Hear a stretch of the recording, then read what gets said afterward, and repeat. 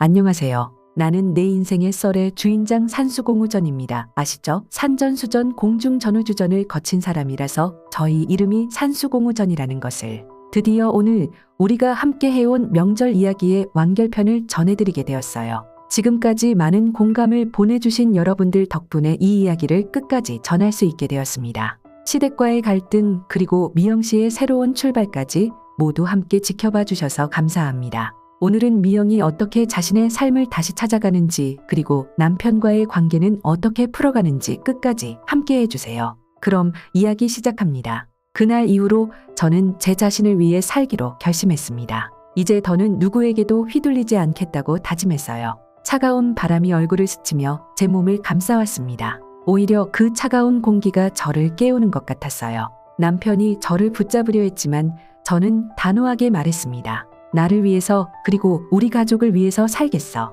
그 순간 제 가슴 깊은 곳에서 무언가가 무겁게 내려앉았습니다. 두려움과 해방감이 동시에 느껴졌죠. 그 감정의 무게는 마치 오래도록 견뎌왔던 억울함과 한숨이 한꺼번에 터져 나오는 것 같았습니다. 집으로 돌아오는 길에 저는 혼자 운전하며 수없이 많은 생각이 오갔습니다. 한동안 참아왔던 서러움이 눈물과 함께 흘러내렸습니다. 시댁에서의 모든 장면들이 눈앞에 스쳐 지나갔어요.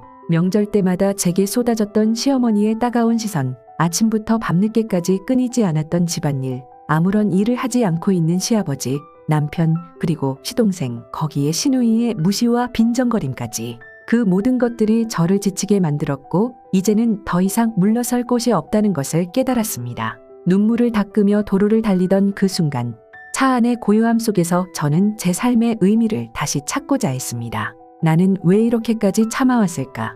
더는 참을 필요가 없어. 차창 밖으로 스쳐 지나가는 풍경들이 마치 제 마음속 혼란을 대변하는 듯했습니다. 한편으로는 이렇게 결심했는데도 나중에 후회하지 않을까? 라는 불안감이 스며들었지만 그 불안감조차 이제는 떨쳐내고 싶었습니다. 저는 앞으로 나아가기 위해 그동안 잃어버렸던 저 자신을 되찾기 위해 더 이상 물러설 곳이 없음을 깨달았습니다. 결혼 첫 명절을 떠올리면 지금도 마음이 답답해집니다. 시댁에 처음 갔을 때 시어머니는 저를 반갑게 맞아주셨지만 곧이어 해야 할 일들을 하나둘씩 지시하기 시작했습니다. 아침부터 시작된 전 준비, 제사 음식 만들기, 끊임없이 이어지는 청소와 설거지. 모든 일은 저 혼자 해야 하는 일이 되어버렸습니다. 시누이는 어차피 언니가 할 일이니까 라며 자신은 방으로 들어가 버리곤 했어요. 거기에 일이 끝나자마자 자신의 친정으로 바로 가버리는 형님까지. 그때마다 시어머니는 시누이의 행동을 당연하게 여겼고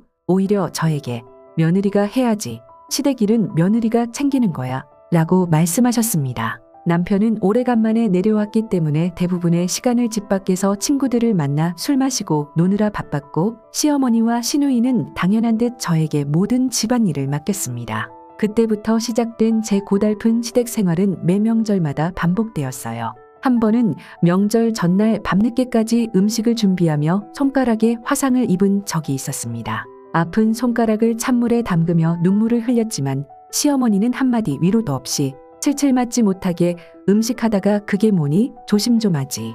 며느리가 그 정도도 못 참으면 어떻게 하니? 라며 나무라셨습니다. 그 말에 저는 그저 묵묵히 일을 계속할 수밖에 없었죠. 그때 느꼈던 무력감과 억울함스러움은 아직도 생생하게 기억납니다. 남편에게 이 사실을 말하려 했지만 항상 개인 용무가 바빠 이야기할 기회가 없었습니다.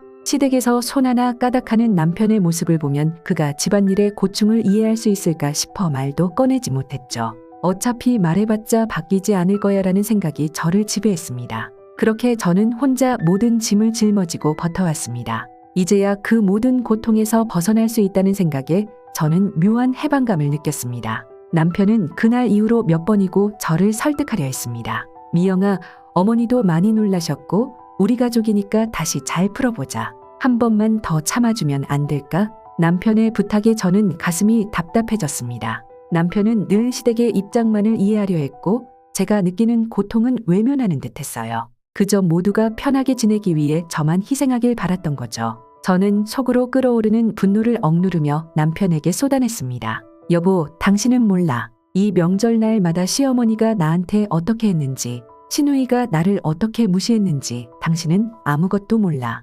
저는 한참을 참아왔던 눈물을 쏟으며 남편을 바라봤습니다. 그동안 감춰왔던 모든 억울함이 한꺼번에 터져 나오는 것 같았습니다. 남편은 당황한 표정으로 저를 바라봤습니다. 미영아, 나도 노력할게. 하지만 우리도 부모님을 생각해야지. 그동안 나도 어머니와 아버지의 기대에 부응하려고 애써왔어. 남편의 말에 저는 차갑게 웃으며 대꾸했습니다. 여보, 당신이 부모님의 기대에 부응하려는 동안 나는 며느리로서의 희생만 강요받았어. 이제 그만하자고. 우리도 이제는 당신과 나, 우리 아기, 이렇게 우리 가족을 우선으로 생각하면서 지내자. 그날 저녁, 남편과 저는 진지하게 이야기를 나눴습니다. 남편의 얼굴에 드리워진 피로와 고뇌를 보면서도 저는 제 입장을 굽힐 수 없었습니다. 여보, 이제는 시댁이 원하는 대로만 살 수는 없어. 우리도 독립된 가족이야. 서로 잘 조율을 해서 방법을 찾아야지. 그게 아니면 나는 죽을 때까지 이 집의 명절 노예로 살다가 그냥 이 집 명절 노예 귀신으로 끝날 판이야.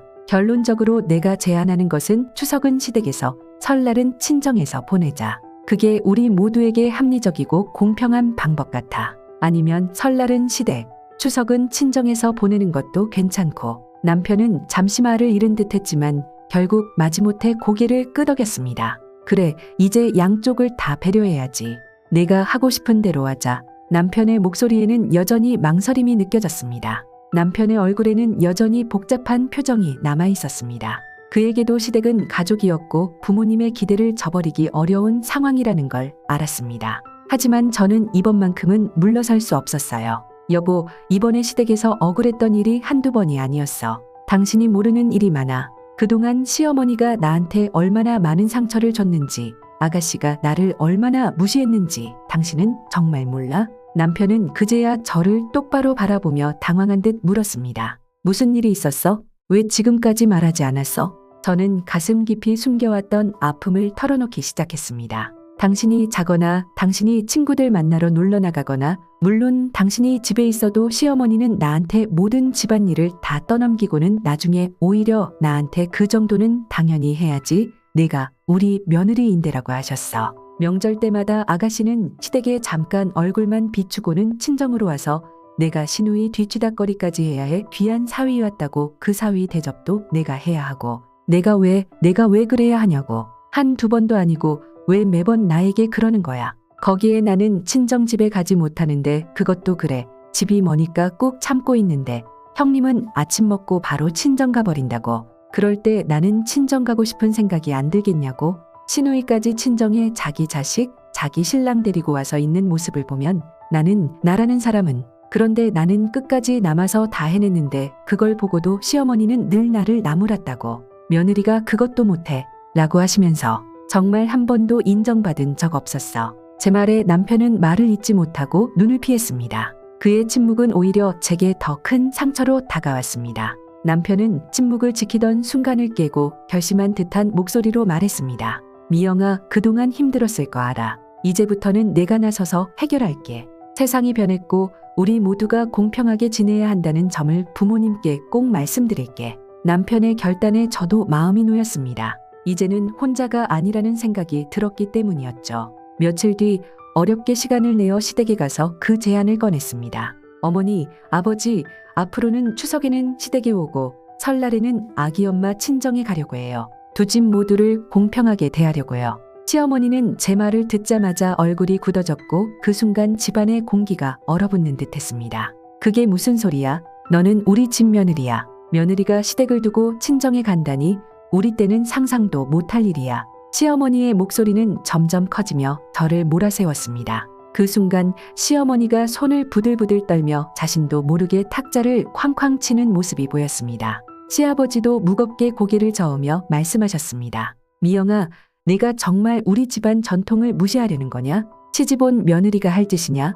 시부모님의 말에 저는 억울함이 북받쳐 올랐습니다. 시부모님이 강요하는 전통은 언제나 며느리의 희생을 요구하는 것이었으니까요. 어머니, 저도 저희 부모님을 뵈러 가고 싶어요. 저도 딸이에요. 저희 부모님도 저를 기다리시는데 매번 시댁에서만 보내는 게 맞나요? 제 목소리는 점점 높아졌고 그 안에는 억눌린 서러움이 가득했습니다. 시아버지는 더 이상 참지 못하고 목소리를 높였습니다. 미영아, 내가 우리 집안 전통을 이렇게 무시할 거면 이혼하는 게 낫겠구나. 며느리가 며느리답게 살지 않을 거면 우리 집에 있을 이유가 없어. 시아버지의 말은 저를 벼랑 끝으로 몰아가는 것 같았습니다. 남편은 충격을 받은 듯 잠시 말을 잃었지만 다시 침착하게 시댁을 설득하려 했습니다. 아버지, 이혼까지 말씀하실 일은 아니에요. 우리가 지금 원하는 건 그저 우리 가족 모두가 행복하고 공평한 명절을 보내자는 것뿐이에요. 하지만 시어머니는 여전히 완강하게 거부했습니다. 준호야, 우리가 이렇게까지 해서 우리 집안의 전통을 지켜왔어. 내가 이렇게 쉽게 말할 일이 아니야. 저 역시 시아버지의 이혼 발언에 충격을 받았습니다. 어느 부모가 집안 전통이 중요하다고 자식 이혼을 말할 수 있다니 저는 말을 잃어버렸습니다. 시어머니는 잠시 침묵을 지키다 이내 무거운 목소리로 말을 꺼냈습니다. 미영아, 내 뺨을 때리고 머리를 때린 건 내가 정말 잘못했다. 그날 내가 너무 흥분해서 그랬어. 진심으로 미안하다. 시어머니는 다소 경직된 표정으로 사과했지만 그녀의 눈빛에는 여전히 며느리로서의 역할을 강조하는 단호함이 느껴졌습니다. 그러나 그 사과도 만약 진정이라고 한다면 손 아래 사람인 시누이도 내게 그런 언행과 행동을 했을 때 먼저 사과를 하라고 시어머니가 시켜야 하지 않았을까 하는 아쉬움이 남았습니다. 하지만 며느리가 시댁에서 일을 하는 건 당연한 거야. 그건 변하지 않아. 내가 며느리로 살았던 것처럼 너도 그걸 받아들여야 해. 시어머니는 그 순간 자신이 시어머니에게 받았던 고통을 떠올리는 듯 했습니다. 내가 며느리로 이 집에 들어왔을 때 정말 힘들었어. 내 시어머니, 내 시할머니는 나를 매일같이 혼내고 아침부터 저녁까지 일을 시켰지. 정말이지 잠잘 시간도 없이 음식을 만들고 명절 때마다 새벽부터 일어나 하루 종일 일을 했어. 명절뿐만이 아니라 시어르신들도 모시고 살아서 돌아가시기 전까지 매일 그렇게 살았다. 지금이야 세탁기, 청소기, 건조기, 편한 세상이지만 그때는 그런 것도 없이 일했으니 지금은 얼마나 편한 세상이니. 그런데도 그것을 못하겠다니. 나는 그게 당연한 줄 알았어. 그냥 며느리는 그런 거라고. 우리 시어머니도 그렇게 살았으니 나도 참아야 한다고 생각했지. 시어머니의 눈에는 회한이 맺혀 있었습니다. 그녀는 더는 말을 잇지 못하고 휴지로 눈가를 닦아냈습니다. 나는 그걸 다 견뎌냈어. 이 집안을 지키기 위해서 얼마나 애썼는지 너희는 몰라. 그러다 보니 너한테도 그걸 요구하게 된 거야. 너도 나처럼 그렇게 며느리로서의 역할을 다하길 바랐어. 시어머니의 하소연을 듣는 동안 저는 복잡한 감정에 휩싸였습니다. 그녀가 겪었던 고통이 이해되면서도 그 고통을 고스란히 저에게 강요하려 했던 점에서 여전히 마음이 아팠습니다. 시어머니는 과거의 상처를 여전히 간직하고 있었고 그것이 그녀의 가치관을 바꾸지 못하게 한 이유였다는 것을 깨달았습니다. 하지만 저는 그럼에도 불구하고 그 전통을 그대로 받아들일 수 없다는 결심을 굳혔습니다. 그때 시누이가 옆에서 냉소적으로 끼어들었습니다. 정말 오빠도 참 답답해. 결혼했으면 시댁이 우선인 건 당연한 거 아니야? 언니가 이렇게 나올 줄은 몰랐네. 우리 가족 망신이야. 시누이는 오빠에게 쏘아붙이며 마치 자신이 이 가정의 중심인 듯 말했습니다. 하지만 저는 시누이가 그 말을 할 자격이 없다는 걸 알고 있었습니다. 시누이는 정작 자기 시댁에서는 제대로 며느리 역할도 하지 않으면서 친정에 오면 모든 것을 지휘하려는 듯 행동했으니까요. 추석마다 시댁에서 싸우고 와서 친정에 와서야 얼굴을 펴는 시누이의 모습과 시누이의 시어머니 욕을 같이 하는 나의 시어머니가 떠올랐습니다. 그럴 때는 나의 시어머니는 시누이의 친정엄마니까요. 그 모습이 너무나도 이중적으로 느껴졌고 제 속은 더 불타올랐습니다. 아가씨, 정작 본인도 시댁에서 그러지 않나요? 시댁 일은 미루고 친정에 와서 신나게 쉬잖아요. 그런데 왜 저한테만 이래라 저래라 하세요? 아가씨도 잘못하고 있으면서 저한테만 그런 말을 할 자격이 있나요? 제 말에 시누이의 얼굴이 굳어졌습니다. 시누이는 본인의 잘못이 지적되자 순간 말을 잇지 못하고 곧바로 목소리를 높였습니다. 언니, 정말 어디서 그런 태도로 나한테 대드는 거야? 오빠도 봐봐, 이런 게 네 아내야? 시댁에 와서 말 한마디도 제대로 못해놓고 지금에 와서야 이 난리를 치는 이유가 뭐야? 언니, 이렇게 행동해도 되는 거야? 시누이의 목소리는 점점 커졌고 분위기는 더욱 험악해졌습니다. 그 순간 저는 시누이의 냉소적인 태도와 시어머니의 묵직한 침묵이 더 이상 참을 수 없는 지점에 이르렀음을 느꼈습니다. 남편은 그 상황을 더 이상 두고 볼 수 없었습니다. 준호는 두 사람 사이에 끼어들며 큰 소리로 외쳤습니다. 둘 다 그만해. 지금 중요한 건 우리 가족이야. 이렇게 서로 싸우기만 하면 무슨 의미가 있어? 야, 너도 언니한테 너무한 거 알아? 언니가 너 손윗사람인데 말투가 그게 뭐니? 그리고 오빠가 그렇게 우습게 보이니 미영이는 오빠 와이프야. 너한테는 언니라고. 그리고 여보, 나도 이제 우리 가정을 위해서 최선을 다할게. 남편의 중재에도 불구하고 시누이와 시어머니의 태도는 변하지 않았습니다. 시어머니는 남편에게 말했습니다. 준호야, 내가 중재하겠다고 하지만 며느리의 역할은 바뀌지 않아. 미영이도 이제 그걸 받아들여야 해. 내가 아무리 말해도 이건 우리 집안의 전통이야. 저는 그 말을 듣고 다시 한번 결심했습니다. 어머니, 아가씨, 저는 더 이상 여기서 이 상황을 참을 수 없어요. 저도 제 삶을 살아야 하고 더 이상 이런 전통적인 기대에만 매달릴 수는 없어요. 남편도 더 이상 참지 못하고 저를 옆에서 지지해 주었습니다. 맞아요, 어머니. 미영이 말이 맞아요. 우리는 이제 서로를 존중하면서 지낼 필요가 있어요. 그러나 시어머니는 여전히 완강했습니다. 그래, 내가 그렇게 살고 싶다면 어쩔 수 없지. 하지만 우리 집안 전통은 지켜야 한다. 그건 변할 수 없어. 시어머니의 말을 끝으로 저는 다시 한번 시댁에서의 전통적인 기대와 저의 결심 사이에서 갈등해야 했습니다. 그러나 그 순간 남편은 단호하게 말을 이어갔습니다. 어머니, 저희가 원하는 건 단지 가족들이 모두 행복하고 공평한 명절 규칙이에요. 미영이도 가족으로서 당당히 목소리를 낼 수 있어야 해요. 그날 시댁을 나오면서 저는 스스로에게 다시 한번 다짐했습니다. 나는 나와 내 자식을 위해 살 거야. 더 이상은 남의 기대에 맞춰 살지 않겠어. 저는 남편에게 말했습니다. 여보, 난 지금 당장은 함께 생활할 수 없을 것 같아. 생각할 시간이 필요해. 서로 떨어져서 각자의 자리를 찾는 게 맞는 것 같아. 며칠 후 저는 친정으로 향했습니다. 오랜만에 부모님과 함께 보내는 명절 준비는 생각보다 더 편안하고 즐거웠습니다. 친정집에서 웃으며 음식을 준비하는 부모님을 보니 마음 한구석이 따뜻해졌습니다. 시댁에서의 명절과는 너무나도 다른 분위기였습니다. 부모님과의 대화는 가벼웠고 저는 그 속에서 다시금 저 자신을 찾을 수 있었습니다. 친정에서의 생활은 너무나 편안했습니다. 부모님은 오랜만에 돌아온 저를 따뜻하게 맞아주셨고 저는 비로소 숨을 쉴 수 있었습니다. 명절 음식 준비를 하면서도 시댁과는 전혀 다른 분위기였어요. 아버지와 어머니가 함께 준비를 하시는 모습이 정말 보기 좋았어요. 그리고 친정은 정말 친정인가 봅니다. 친정에서는 제가 무언가를 하지 않아도 부모님이 저를 편하게 쉬게 해주셨습니다. 이곳에서 저는 비로소 잃어버렸던 저 자신을 되찾아가는 느낌을 받았습니다. 저는 친정에서 지내며 그동안의 삶을 돌아보았습니다. 그동안 저는 항상 남의 눈치를 보며 살아왔고 저 자신을 위해 결정을 내린 적이 없었습니다. 시댁에서의 생활은 저를 지치게 했고 남편의 무관심은 저를 외롭게 만들었습니다. 하지만 친정에서 지내는 동안 저는 다시 웃을 수 있었고 제 삶을 다시 한번 생각할 수 있는 기회를 얻었습니다. 저는 부모님과 함께 보내는 시간이 소중하다는 것을 다시 한번 깨달았습니다. 그동안 시댁의 기대에만 맞추며 지냈지만 이제는 저 자신과 내 아이를 위해 살기로 결심했습니다. 부모님과의 대화 속에서 저는 용기를 얻었고 이제는 시댁의 기대가 아니라 제 자신을 위해 살겠다는 다짐을 굳혔습니다. 친정에서 지내는 동안 남편과의 연락은 빈번했습니다. 남편은 계속해서 저를 설득하려 했지만 이번에는 저도 단호했습니다. 여보, 우리 다시 생각해보자. 지금 당장은 같이 있는 것보다 서로 시간을 가지는 게 맞는 것 같아.